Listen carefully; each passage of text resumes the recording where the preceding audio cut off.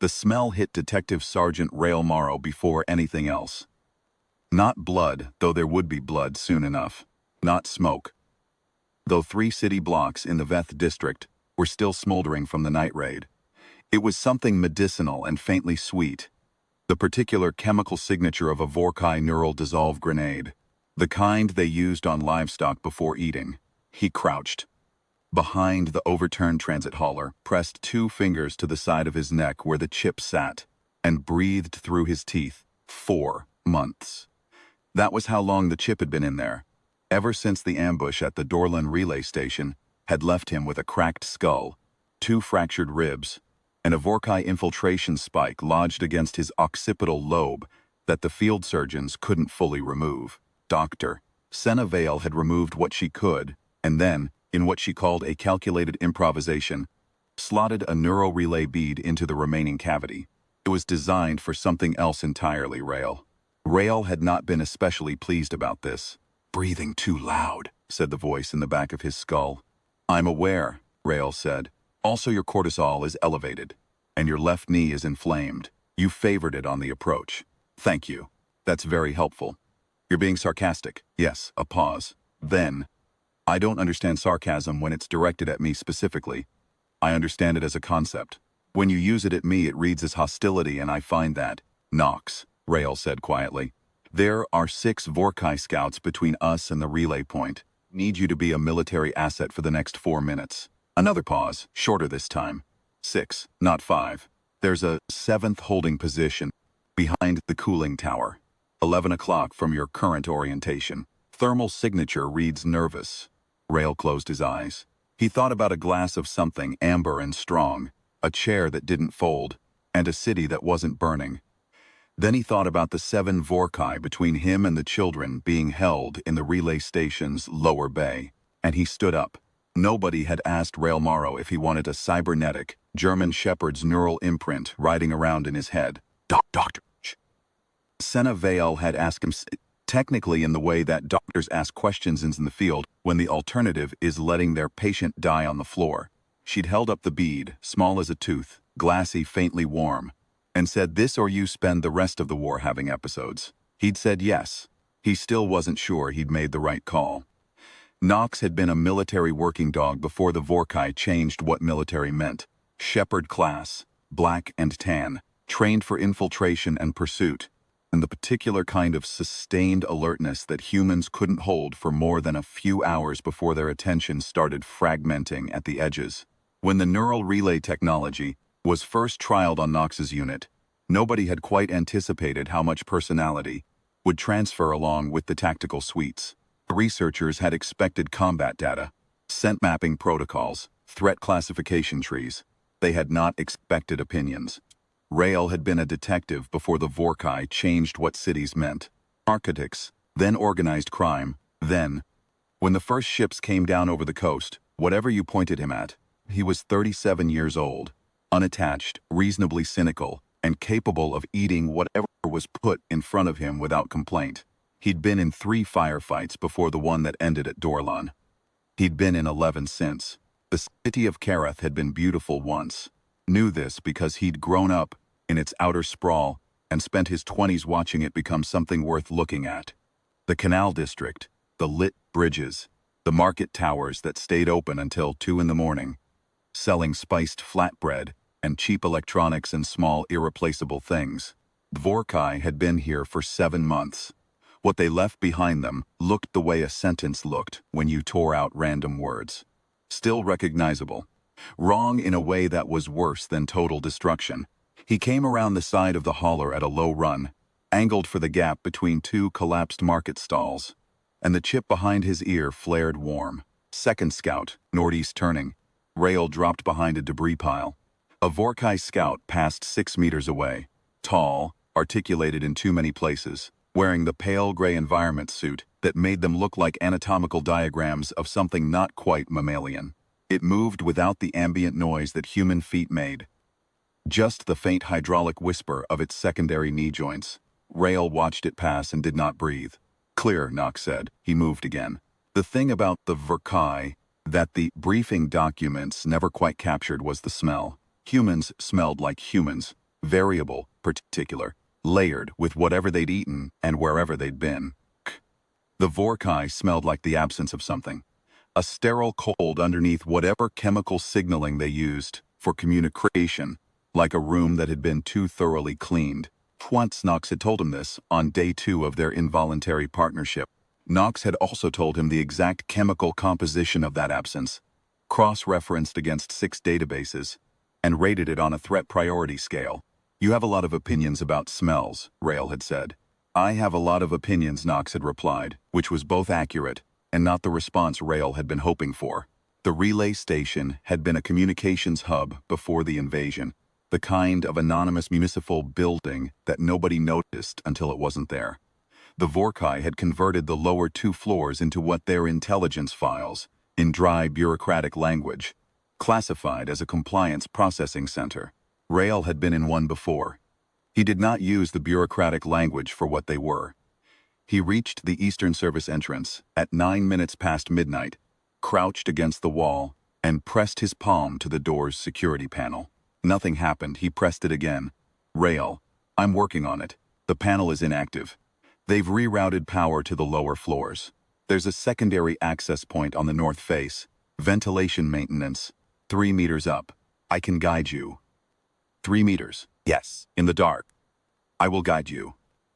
He looked up at the building's face, at the maintenance shaft cover just visible in the gray pre-dawn light, and he thought about the 7 Vorkai scouts he'd left behind him and the ones he hadn't located yet and the children in the lower bay. He found a handhold in the damaged facade and started climbing. Knox was the reason he was here. Not because the chip had given him a direct order. That wasn't how the neuro relay worked. It wasn't a control system. It was something more complicated and more annoying than that. It was because 3 weeks ago, Knox had caught something in a Vorkai comms intercept that the human analysts had missed. A single chemical marker in a broadcast signature that translated, roughly, to a processing cycle notification. The kind of administrative signal that preceded a transport. Knox had flagged it, Rail had escalated it, and the intelligence cell had traced it to Kareth Station 7, Lower Bay, 17 human civilians, and a Vorkai special logistics officer named, in the phonetic approximation the translators used, Zeus. Rail had not been assigned to this mission. He had, technically speaking, requested it in terms that left his commanding officer very little room to refuse. Shh. The commanding officer had agreed, while looking at him with an expression that contained equal parts respect and exhaustion. Rail was familiar with this expression. He'd been generating it in authority figures since he was 12. He got his fingers into the maintenance shaft, hauled himself up, and squeezed into the dark. "Heating element at your left shoulder," he adjusted. The shaft smelled like ozone and the particular stale cold that large Vorkai equipment produced. He moved forward on his elbows. "You should know," Knox said, "that the Vorkai officer present matches the signature profile for the Dorlan relay attack." Rail kept moving. "I know. I wanted to be sure you knew. Because your biometrics are changing in ways that suggest, I know. Your focus is compromised when."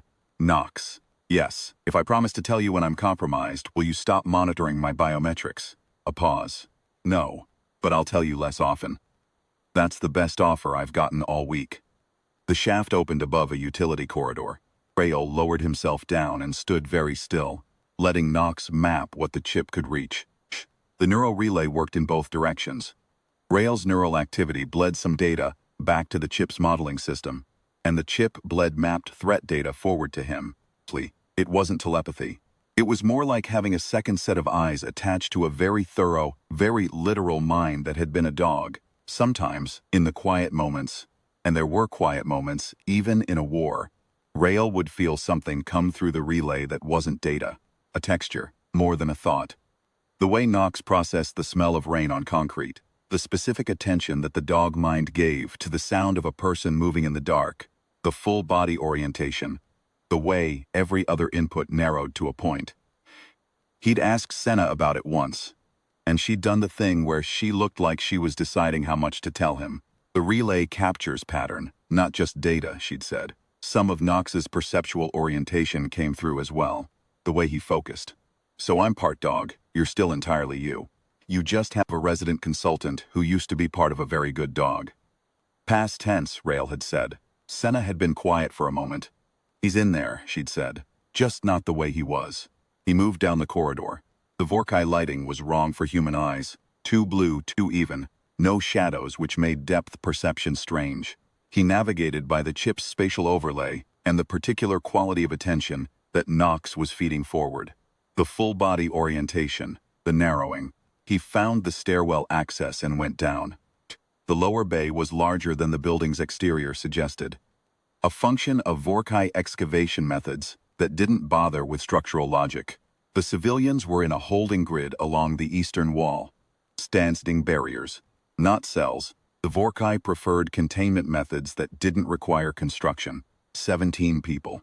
Rael counted them twice in the dim blue light before he let himself believe the number was right. Among them he identified 4 children. The youngest was perhaps 6. She was sitting cross-legged on the floor, apparently asleep, with her head against the knee of an older woman who was not asleep and who was watching the room with again the watchfulness that came from days of doing nothing else. On the far side of the bay, 2 Vorkai logistics officers were working at a terminal cluster. One of them matched Zeiss's signature profile. Rael pressed himself against the wall and studied the layout. The holding grid barriers were electrified. He could tell by the faint ozone bleed and the way the civilians stayed well back from the edges. The terminal cluster was 12 meters from the nearest barrier control panel. The panel was 4 meters from the closest Vorkai. I need a distraction, he said very quietly. Define parameters. Something that makes one of them move away from the panel. The environmental controls are accessible through the secondary node in the shaft above you. If you interface the relay with the building system, I can do it from here. I can see the access port. I can trigger a fault alarm in the west corridor. Ability of response, 82%. What's the probability of them figuring out it's a fault? High, but it buys you 30 to 40 seconds. 30 to 40 seconds. Rael had done things in less. He found the access port. A flat panel in the wall at shoulder height, the same pale composite as everything else, and held his palm flat against it. He felt the chip warm, then warm further, then the odd sensation he still hadn't gotten used to, like a second hand reaching through his skull and touching something that wasn't his. Contact, Nox said, and then initiating. From somewhere in the west corridor came a sound like a pressure seal failing. Both Vorkai officers oriented toward it immediately, the full-body pivot that the Vorkai used, instead of just turning their heads. One of them moved toward the corridor entrance. The other reached for the terminal. Rael was already moving. He crossed 12 meters of floor in the specific silence that his years in narcotics enforcement had taught him. The silence that came not from tiptoeing, but from committing so completely to each step that there was nothing hesitant in any of it. He reached before the Vorkai at the terminal had finished whatever it was reaching for. His thumb found the barrier release. He pressed it. The electrified barriers dropped. The woman who'd been watching the room was already on her feet. Rael had one moment to register that she'd been waiting, had been watching the room for exactly this kind of opening, and then he was speaking as quietly as he could manage while still being audible. East service shaft. Up and north, there's a corridor that exits on the street-level northeast face. Go now. She looked at him. In the blue Vorkai light her face was exhausted and certain. She had already made her decision. How many, she asked. 7 that I've located. 2 in here.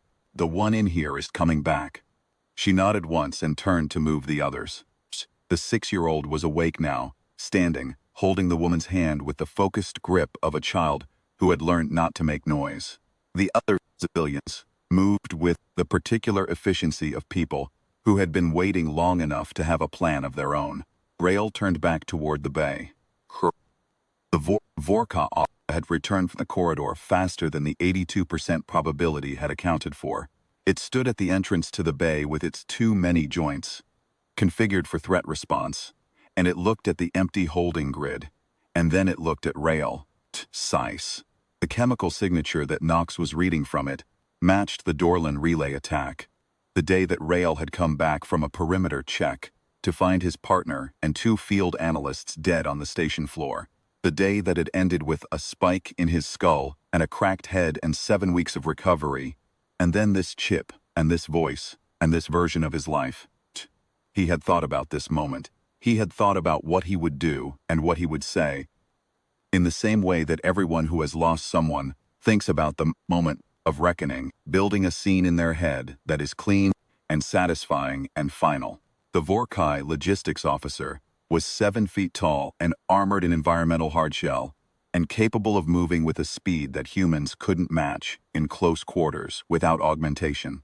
The Vorkai did not have an expression that Rael could read. Its communication was chemical and postural, and operated on frequencies he didn't have access to. Whatever it was to this creature, he was one human, damaged, carrying a standard-issue sidearm, who had just released its asset inventory. It came at him, fast. Earl stepped inside the strike.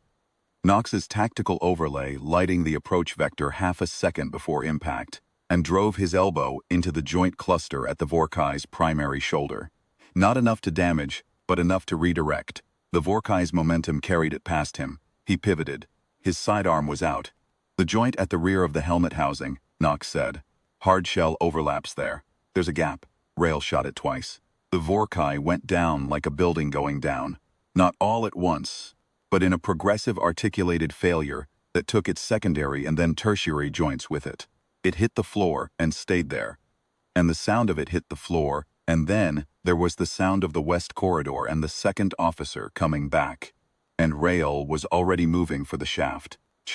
He went up.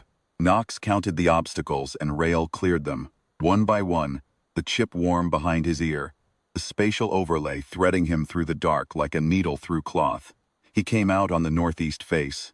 At street level, 4 minutes after the barriers dropped. The civilians were already there. The woman was at the front, counting heads. She counted to 17 and something in her face changed. Released, like a knot coming undone, and she looked at Rael with an expression he didn't quite have a word for. Teen adults, 3 children, she said. You had 4 children in your count. Rael's stomach dropped. One of the children, small boy, maybe 8, broke away when the barriers dropped. He went west. How long ago? 2 minutes. Rael was already moving. West puts him toward the outer perimeter, Nox said. There are 2 Vorkai scouts in that sector. One of them is moving, the thermal signature I tagged earlier. The one I said was nervous. Track him. Need line of sight to. Track him, Nox. The chip burned warm. Rael ran west through the dark streets, with the overlay feeding him vectors that he followed without question, left through a rubble gap, right through the remains of what had been a market, straight through a lane between 2 collapsed walls. And Nox was feeding him the thermal data in real time. The small running heat signature of a child and the larger, cooler signatures of 2 Vorkai scouts converging from different angles. He saw the boy before the scouts did. A small figure in the gap between 2 debris piles, frozen, looking at the Vorkai scout that had come around the east end of the lane. The scout hadn't identified him yet. Its thermal sensors were calibrated for mass, and a small child read as animal class, not human priority. Rael hit the scout from the side before it could recalibrate. The impact was enough to redirect its attention completely. The scout turned from the child and oriented on Rael, and Rael had exactly the time it took a Vorkai to complete threat classification to do something useful. The thermal regulator on the side of the suit, Nox said. Precise. The voice of something that had been trained to function clearly in the presence of danger. 3-round sequence, same point. It'll lock the suit's joint system. Rael fired 3 rounds into the thermal regulator. The suit locked. The Vorkai inside it could still move. It wasn't lethal, but it couldn't move fast, and the chemical signal it was broadcasting would bring the second scout in 40-50 seconds. Shh. He grabbed the boy. The boy was 8 years old and terrified, and did not make a sound, which told Rael something about what kind of 7 months this child had already lived through. He carried him at a full run back east, Nox threading them through the grid of debris and dark, and came out behind the group of civilians with 42 seconds to spare before the second scout reached the position they'd vacated. The woman took the boy from him without a word. The boy buried his face in her shoulder. They moved north, through the broken city, toward the extraction point and the relay team that was holding the transport. Rael walked behind the group, watching the sectors. Nox running the thermal overlay in slow rotation. Chip was warm and steady. Nobody spoke. The city made the sounds it made now. Distant structural shifting. The chemical wind that the Vorkai atmospheric processors generated. The specific night silence of a place that had lost its ambient human noise. After a while, walking, the boy lifted his face from the woman's shoulder and looked back at Rael. Rael didn't say anything. He gave the boy a nod, the short, direct one that meant what it meant. The boy nodded back, very serious. 8 years old. That was well done, Nox said quietly in the back of his skull. Don't. I'm not doing anything. I'm stating an assessment. It wasn't well done. 2 minutes.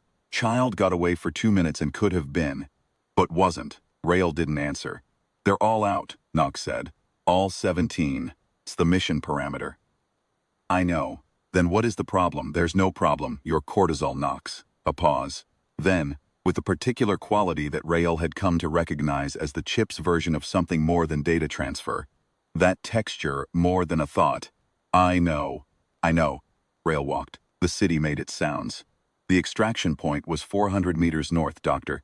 Senna Vale was waiting at the transit staging area when they came in, which was technically outside her operational role, and which she did not mention, and which Rael did not mention either. She ran the civilian intake. She counted heads 3 times. And then she found Rael sitting on a piece of collapsed railing, eating a field ration bar that was flavored, aspirationally, as something called forest berry. She sat next to him. You didn't clear it with command, she said. I requested it. You made a request that was functionally an ultimatum. They approved it. They approved it because you're the only person in the unit who has a working Nox relay and they couldn't afford to have you disciplined.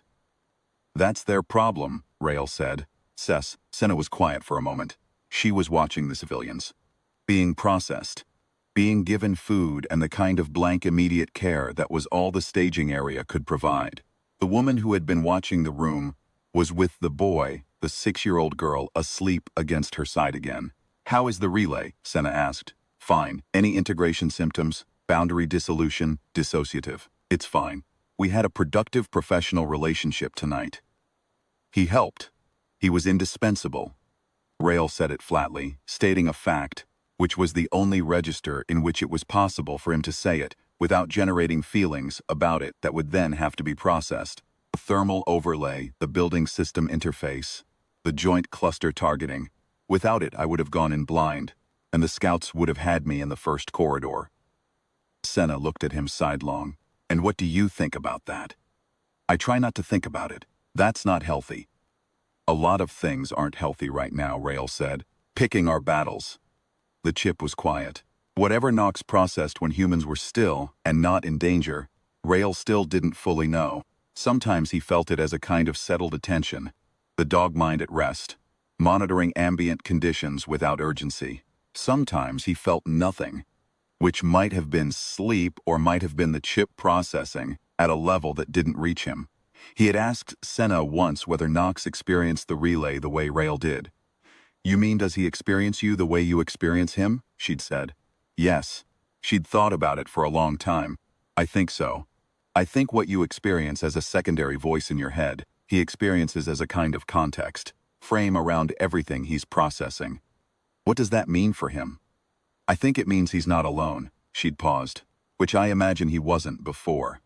Working dogs aren't solitary. The isolation of the chip would have been difficult, without a context. Rael had thought about that for a while after. The forest berry ration bar was bad but consistent in its badness, which was all you could ask. He finished it. A dozen meters away, the woman who had been watching the room was talking to one of the intake officers, gesturing with the precise controlled movements of someone giving a report. The boy was asleep against a folded jacket. The 6-year-old was still asleep, undisturbed. Vorkai officer, Nox said, I know. You had a clear shot after the joint lock. I had a child to extract. You chose the child over. Yes, the officer will be debriefed and returned to active logistics. It may run operations like Kareth again.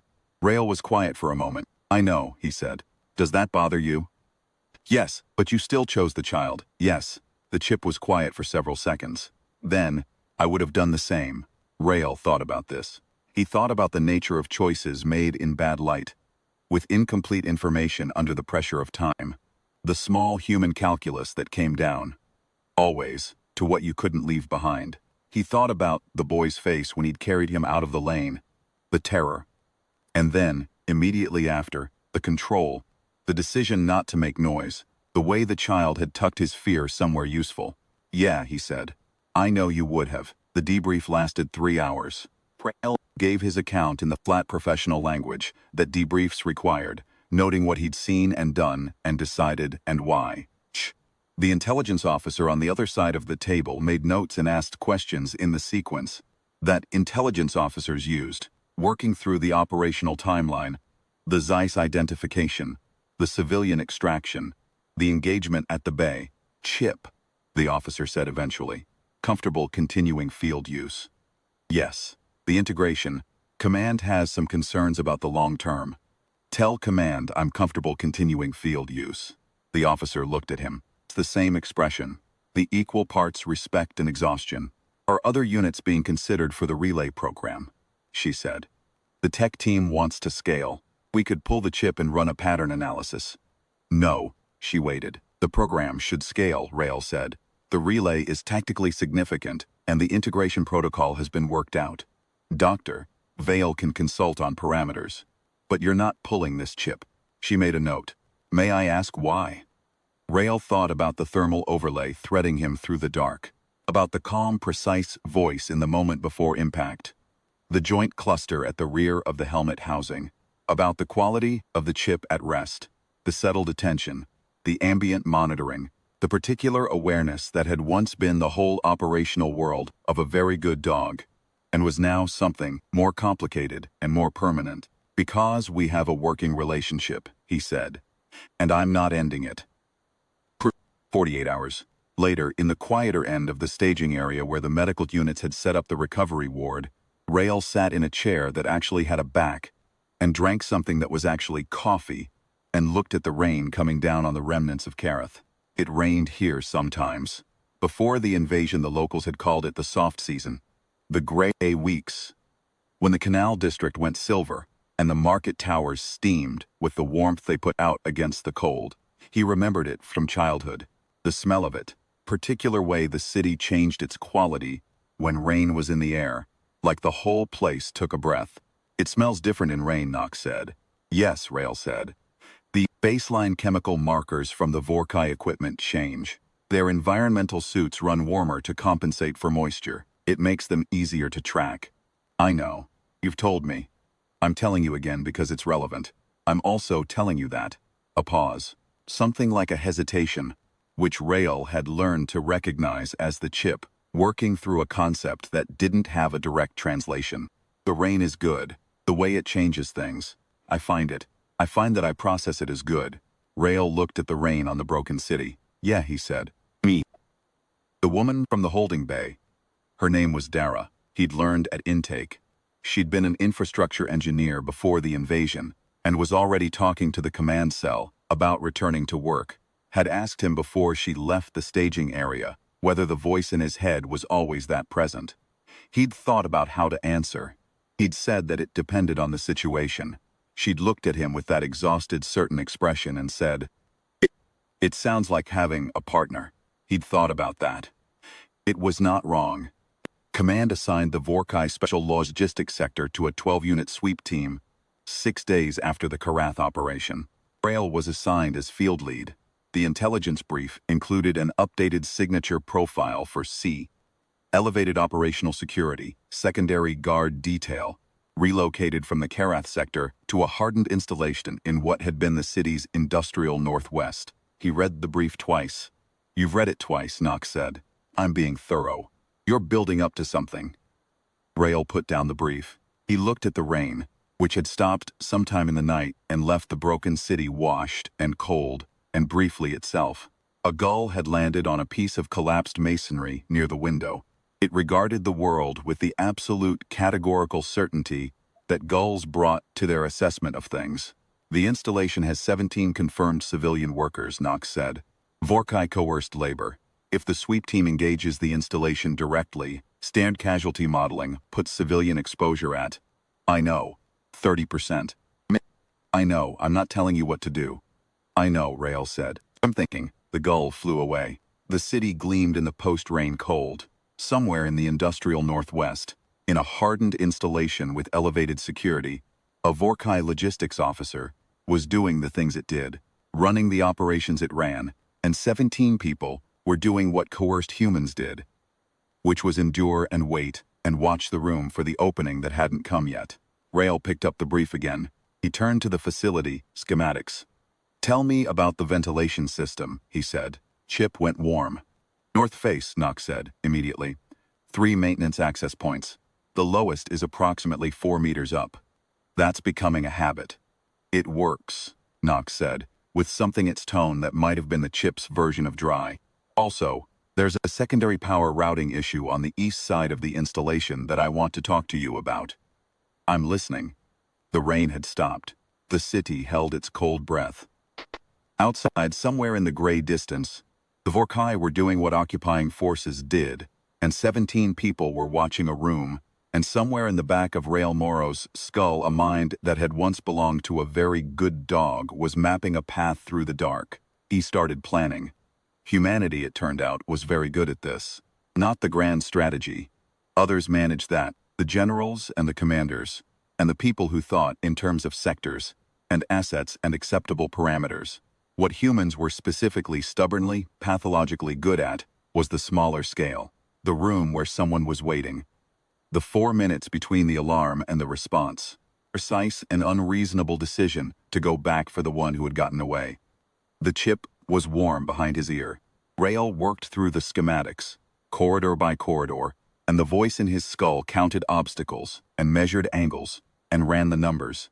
And they planned their way through the dark together, the same way they had learned.